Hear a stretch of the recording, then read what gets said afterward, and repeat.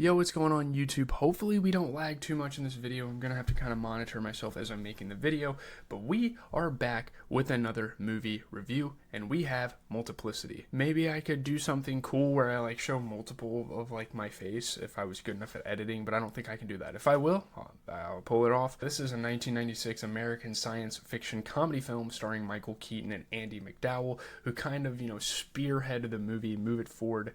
It's about a man able to duplicate himself by machine, each duplicate involving a different personality, causing problems.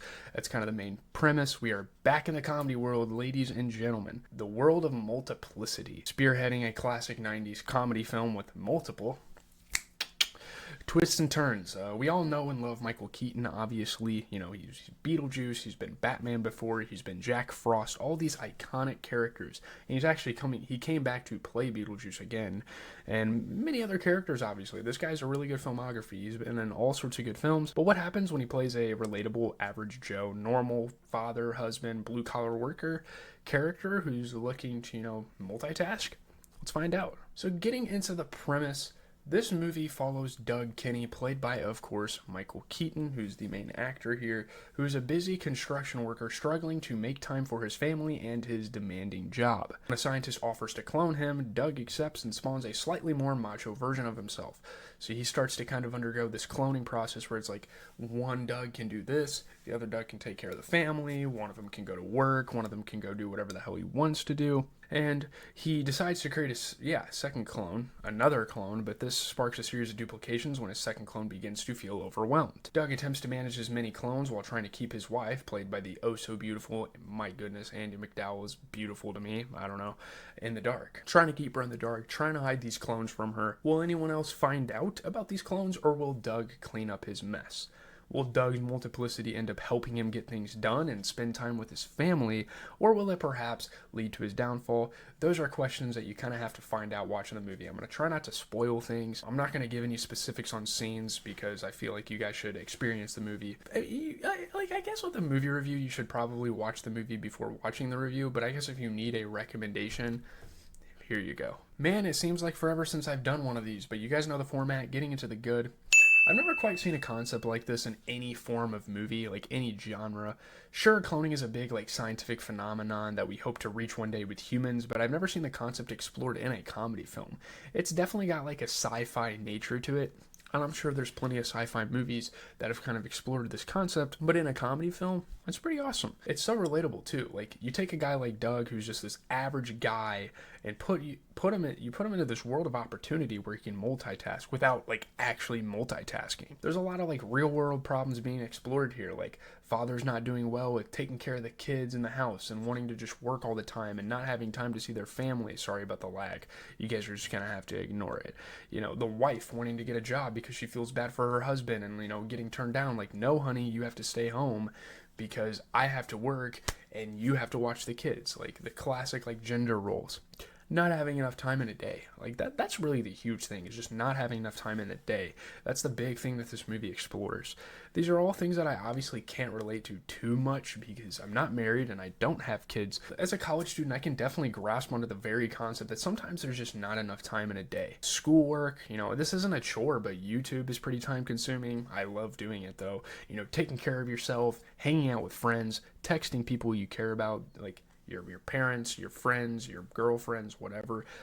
These are all things that I never feel like the day leaves me enough time to do, and it's awesome that concept is encapsulated so well in this movie. I feel like that whole concept was very well executed in this movie. This movie really gives Michael Keaton a chance to show off his acting skills with all of these split personalities that resulted from cloning errors, and that whole idea as well is just a great element of the movie. The fact that every time he clones, it's a slightly different person than his original self, and eventually it gets so befuddled that you get this mentally challenged kid.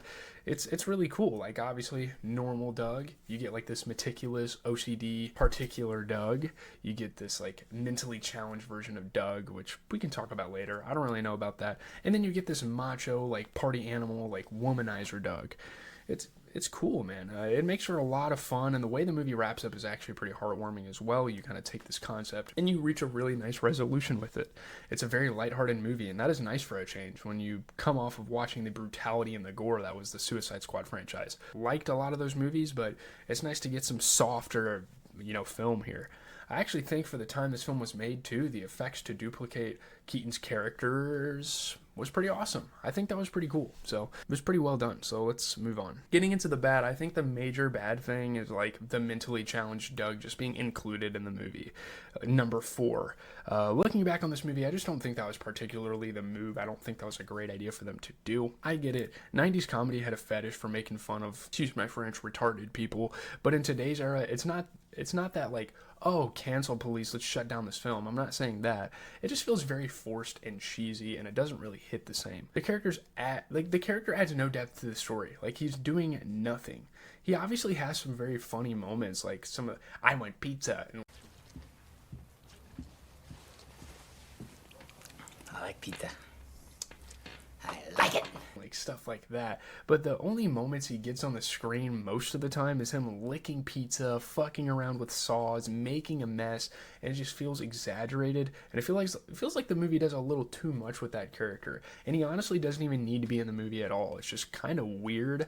I don't know. That's like the major bad part about the movie. Getting into the okay, these are obviously like the mixed elements. And I think a mixed element is that this movie kind of overstayed its welcome. I'm not saying it was long. I mean, less than 2 hours is a perfect, feature length for me, but it kind of laid the groundwork about 30 to 40 minutes into the film, and after that it seemed like rinse and repeat. It seemed like it was just kind of fucking around with this concept for the next like hour 15 of the movie. I guess they added some sentiments and had some stipulations that would come out of a situation like this to spice up the story. Like, I get that. Like, they definitely made it interesting. Sorry about that. We are back to the video. I don't know. It's very interesting. Where were we? There were some great sentiments, but I don't know. I think there was only so much you could do with the concept, and I know I said I love the concept, and I do. It's actually a really cool concept, and it had potential, like, at the time, especially when this movie was made, but it's like, okay, we knew this was going to happen. It's very expected, and maybe that's the big mixed element is like, hey, I kind of know what's going to happen in this movie. Another mixed element is, should there have been another film? I think that I've seen a lot of people talk about that on discussion forums, like, should this have had another film? I'm probably going to say no, and that's a mixed element in itself, is that it really doesn't have sequel, prequel, spin-off potential. Like, there might be an exception, like a spin-off with like Doug's 2 through 4, like that would be cool. They open up like a pizza place towards the end of the film. That would be cool to see like where they went with that. I don't know. Those 3 are very distinctive characters, so maybe it would have been cool to see them do their own thing, but like, I don't know. It just doesn't have much future as a franchise, and not everything has to be a franchise, but there's definitely people out there that wanted this to be a franchise, and it's never turned out that way. So getting into the review, I think all around this is a fine film, and yeah, you will get some laughs out of it. The thing is, it just doesn't stand out, especially in that era, and maybe it is unfair to pit this movie against other comedy movies of its time, because that was just the peak of comedy. Like, the late 90s, early 2000s gave us some of the best comedy movies of all time. It just doesn't do enough for me. It doesn't have enough memorable scenes, lines, you name it. It's just not as iconic as certain other films on the channel. We watched There's Something About Mary. We've watched, 40-Year-Old Virgin, Planes, Trains, and Automobiles. All sorts of different movies from the time that really did a good job of distinguishing themselves. And again, the concept is fantastic with this movie. Like, don't get me wrong, that's a really cool idea. And it's never been done before. I don't think it ever will be done after this movie did it. It kind of made it its own thing. And, we've been preaching and giving praise to these other comedy films on the channel, and I just don't think I can do the same for this one. Ever since we did this new movie review format. I still reasonably enjoyed it, which I think it's safe to say we can just give this a 7.5 out of 10. I think it is satisfactory enough. Like, it's a good movie. Like, you can watch and be like, okay, that was pretty enjoyable, but it just doesn't do as much as a lot of other movies. I don't really know what else to say. Leave a like, comment, and subscribe. I think coming up, we're watching Road Trip and then Talladega Nights. Those are kind of in our queue for movies. I was only able to get to one movie this week because, again, school has just been so exhausting and everything in between. So I've I've just tried to find time to kind of enjoy my life a little bit. So we're going to probably not post as much throughout the semester. Obviously, when like breaks come up, we'll post a lot. With that being said, leave a like, comment, subscribe, boys.